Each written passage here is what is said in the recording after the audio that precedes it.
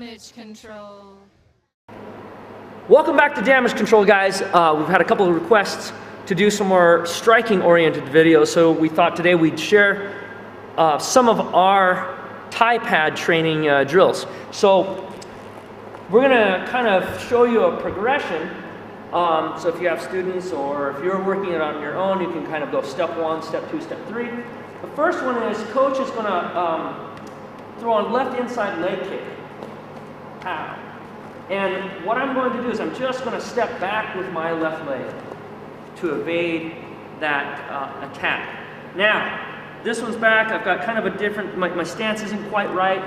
My momentum has gone backwards. So before I throw that kick, again, I'm going to angle on a 45-degree angle. I'm going to start my momentum going this way again. And so, putting it all together, it's going to look like this. 1, 2. 1, 2. One more time. 1, 2. And then as you get comfortable with that, you can kind of have your partner turn up the speed of his kick a little bit, and then you can put a little bit more intensity on your own. So we'll do one of those like, kind of like at our regular speed. One more time. So that would be level 1. Level 2, the idea is you should be able to make this evasion process and chambering for your kick a little bit quicker, and so you're going to use a switch instead of the step back. Now, what makes it quicker is, obviously I'm moving my foot a little bit faster, but if you watch my right foot here, as it switches, this one switches back, this one's already kind of moving forward and at a 45-degree angle.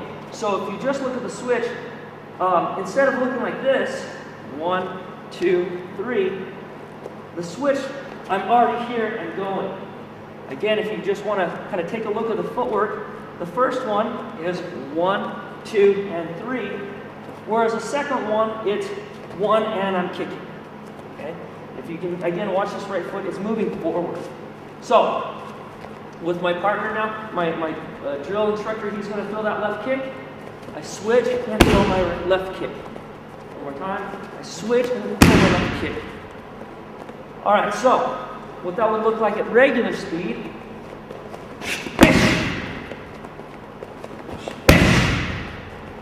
One more time.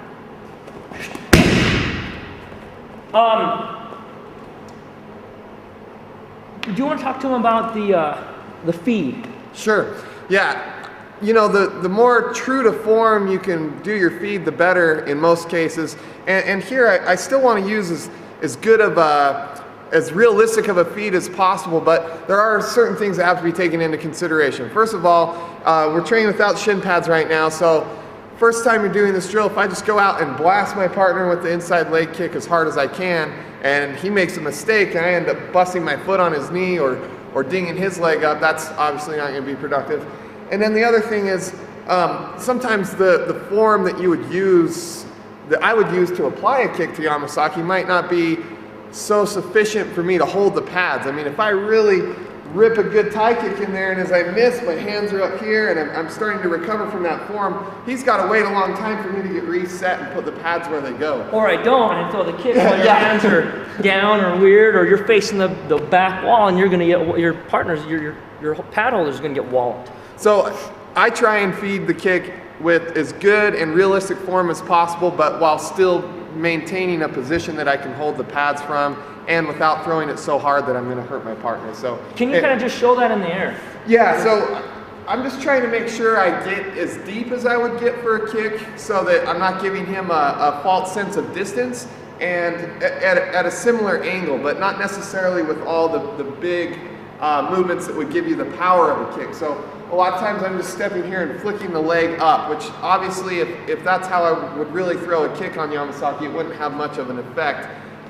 in a combative situation, but it would just look more like this, keeping the pads in a relatively close position to here, so that if he does, you know, fire off something unexpected, I've at least got the pads close to where they're going to be for the kick, and then just flipping the leg out there and being ready for the kick there. And I think that the real important part here to key off of is what you just said, the pivot.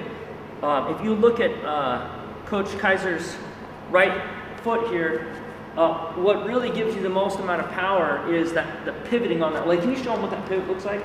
So him turning his heel over for that kick, go ahead and just throw the kick. Him turning that heel over and throwing the kick, that's where that power comes from, just turning that heel over. But that's the exact same thing that's going to put those pads in the wrong place for me. So for the training part of it, that's what we're removing, is the pivoting of the post leg.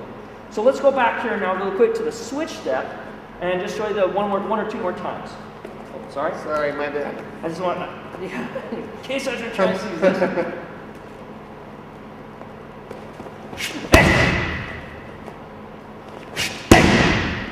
All right, so now let's talk about level 3.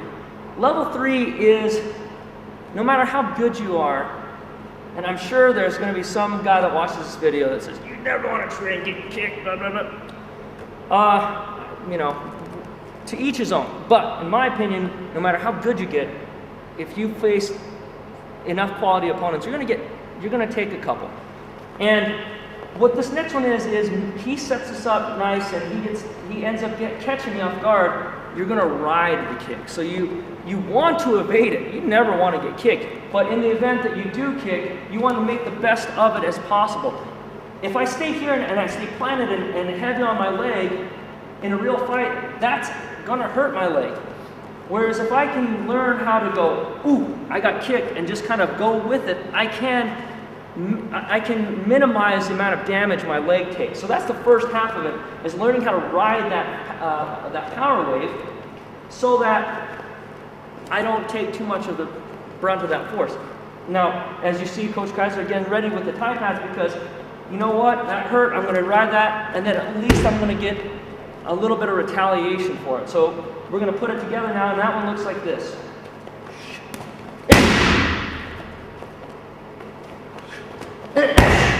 And another thing, this one probably would be better if you had shin guards, but you know, at a certain point you get a rapport and you can kind of do it without it and still be okay.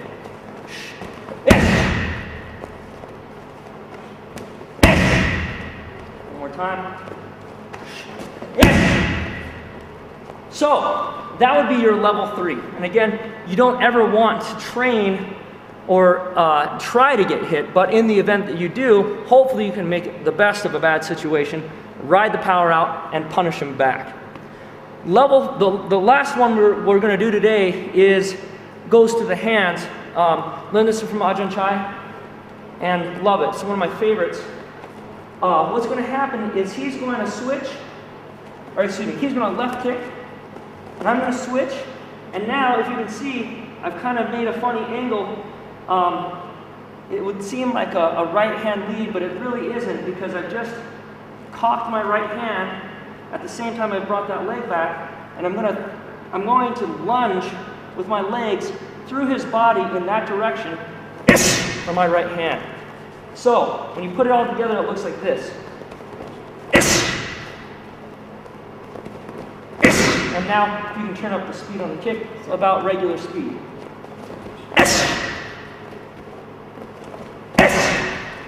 Now, let's do it one more time. And again, that would be the way you might drill it with a tie pad holder. In application, that's totally legitimate. It'll work great that way. Ajahn Chai showed also another variation that doesn't work so well for the tie pads. And again, this goes back to what Coach Kaiser was saying about certain things you have to modify in certain ways in order to thump the pads. But the application in a fight situation would be, he goes for that left kick, you switch, and now, see how he wants to bring that leg back? I try to cut in and block that. At the same time, I'm right here and I can punch, get my sweeps, my dumps, my knee, whatever. But the idea is to prevent him from resetting that stance. So he goes, I switch, and then I block it. There's that, there's that, there's that. But as you can see, let's just put the leg right there. This is a really difficult position for Kaiser to be in and hold the pads for me. So we put that note in there so that you guys can learn the drill, work the drill, thump the pads, and then you have a little extra bit of information of how you can also affect it when you're sparring or using it in your fights. Now let's say I don't block the leg, and again we're talking timing sparring or a fight, he kicks, and I go, well, I don't have to block the leg in order to make that work. It's just another option for you, and we hope you guys like that. A couple of Thai pad drills for you guys. You know, if you can, it really helps us when you guys share our video, link it, like it, and visit our Facebook. We really appreciate that support. We have a Facebook page. I don't know what it's called, liking it or subscribe? Yeah, like it. You like it. I'm terrible at Facebook, but we'll see you guys next time, and thanks for joining us on Damage Control.